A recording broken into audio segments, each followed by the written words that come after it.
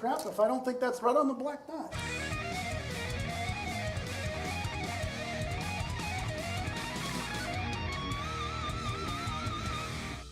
We have another shotgun slug from David in France. This time we have the uppercut. And this slug is made by Brennecke FOB. I'm not really sure what FOB stands for, but it is a French company. These are made in France rather than Germany. David also included this box. This is a 10-round box as you would find it in France. Now these slugs weigh in at 28.4 grams, which is about 1 ounce. There is some English words on here. Apparently, English-speaking people need to be reminded they need to clean up their mess a little more than French people. On the back, we have additional warnings in pretty much every language, probably even Klingon.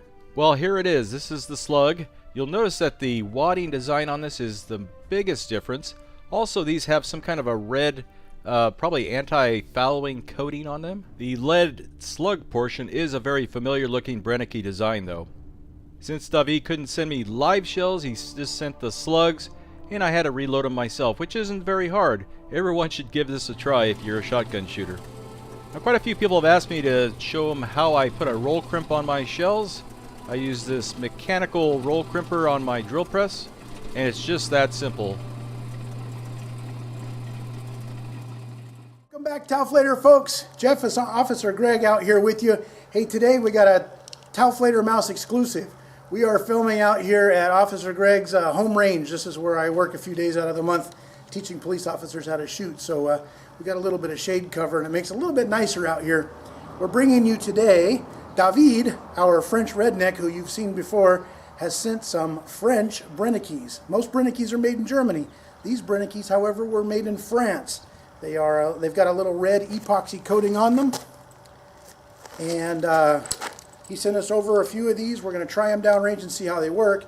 Jeff has loaded 4 of them with 25 grains of long shot, and then of course we've got one loaded up here with 40 grains of long shot. We're going to try shoot them into wet magazines and see how we can differentiate how deep they go, how deep they penetrate into the magazines. So let's get to it.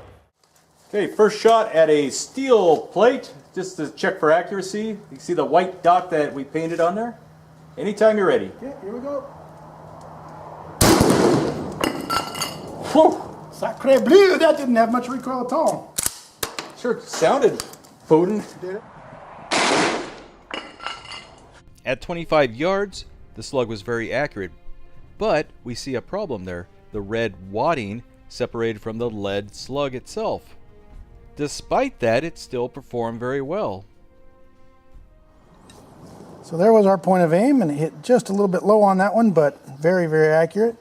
And you can tell from the side that it did nothing to that steel. Yeah, pretty light load, but still pretty hefty. You know, a moderate load, I would call it. Yeah.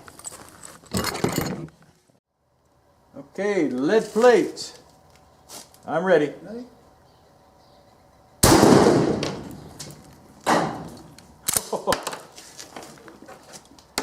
It's raining lead. The second shot was a mirror image of the first, accurate, but again the wadding came apart. Now if you were shooting these in real life, you never would have known that was happening. So on the lead plate, we were aiming, it was actually oriented this way. Top of the, I held the red dot at the top of the red square there. Plopped it right in there, so again, pretty dang accurate. Nice shallow little crater. Not too bad. Nothing on the backside. Let's see what they did to the magazines now. Okay, 25 grain first. Anytime you're ready. All right, top of the magazines. Wow. Ooh, top of the magazines. Now shot number 3, the slug held together well. That's the way it's supposed to look, folks. What really surprised me on this shot, it was with that, what I considered a moderate powder load, that slug tunneled right through those wet magazines. I call these a moderate load, but this is the same thickness that our Foster slug just barely managed to go through. Yeah. That thing just wrecked this thing, Yep. even at that moderate load. 25 grains tore right through here. Look at this entrance wound over here. Oh, First splat.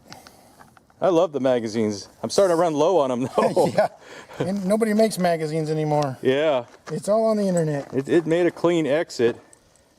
So now we'll shoot it with the 40 grain. If 40 grains, if the slug will be able to still fly correctly and what it does to those magazines. Anytime you're ready. All right, here we go. Oh, oh, oh. I'd say it did more to the magazines. And there was definitely more recoil. The 25 grains of long shot was my estimation of what the factory load was, the factory velocity. The 40 grains is a supercharged magnum load. The slug still performed very well, even overclocking it, so to speak, with the 40 grains of long shot. The damage to the magazine was much more, but also the recoil was much heavier with the 40 grains. So we had these magazines oriented about like this.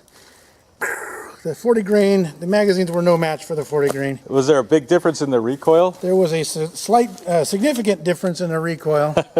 And of course you probably saw on film that these things, heavy magazines, went flying all over the place. Yeah, we have a little cleanup to do here. Just ate through those magazines like, oh, I won't say. I don't want to offend somebody. Yeah, you're going to offend somebody. We know what you're thinking. Okay, 50 yards now. The target, the white target on the right with the black dot is where he's aiming it. It's a shoot and see sticker. See how they perform it. And this is a 25 grain one. Are you ready? I'm ready. Here we go. Here we go. Holy crap, if I don't think that's right on the black dot. Very close to it. 11 o'clock or something? Yeah, it's like an inch away, I think. So aiming there, it's a little bit high and left, and that could be shooter error. So not bad though for 50 yards and mild recoil. So not bad. That was 25 grains at 50 yards, so that's, yeah, don't. Pay no attention to this where it says no show T-gun. It doesn't matter. Yeah, we did see a couple wadding separation failures on a couple shots. We saw kind of a similar thing happening with the Brennecke Special Forces slugs that we tested a few months ago. The wadding failure problems with the Special Forces caused a major accuracy problem. Despite losing the stability device, the wadding, on some of these uppercut shots, the slugs still were very accurate and very stable in flight. And that's almost like an airplane losing its tail and the pilot is still able to land the plane. We always appreciate your comments and you're taking the time to rate the video. Thanks for watching.